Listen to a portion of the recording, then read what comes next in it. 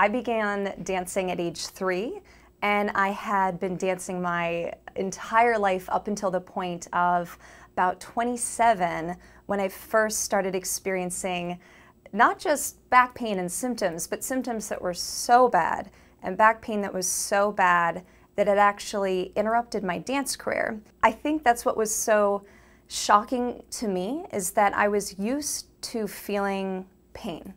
But there's a difference between pain from pushing yourself and pain that just doesn't go away, even after you rehearse, after you take a class, after you perform. So in 2013, I was performing as a dancer and aerialist on a cruise ship internationally.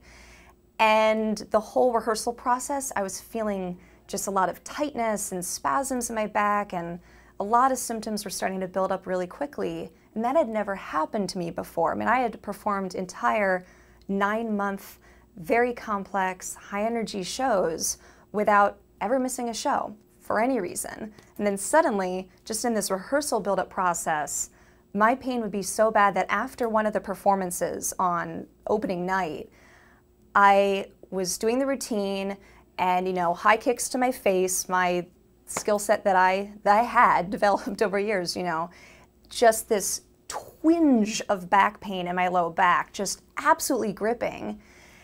And afterwards, I pushed through the whole show.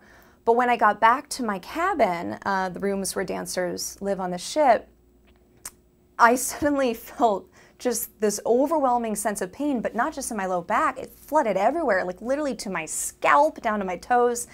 And I was also having a lot of gastrointestinal distress at the time. I had profuse intestinal bleeding. At this point, it was 6 years in. Doctors didn't know why.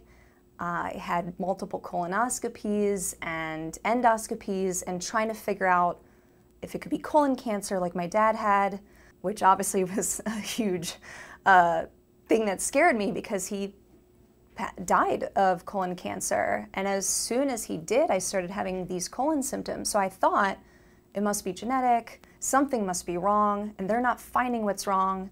So not only did I have this external spasm of back pain, but I'm also having digestive issues that are so bad that I could barely eat anything at the time, and everything came out of me bloody and painful. And so I ended up lying down on the floor of my dancer cabin, trying not to scream in pain because I didn't want someone to come help, because it would mean that I would be put on the injured list, cannot perform.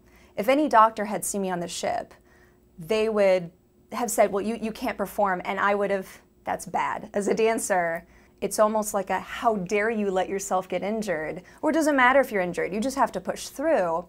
So I thought, like, hold it, don't scream too loud, but I was just writhing in pain. And again, this is after the exertion of the show. I got through it, but then the pain was just lasting for hours afterwards. And these are examples of times in which it just didn't make sense. That why did it hurt after dancing? And it got to the point where I ended up getting sent off the ship because there's only so much care they can do for you there. And having to fly across the world to come back home, originally it was just supposed to be 3 weeks of physical therapy. They found 2 herniated discs in my low back.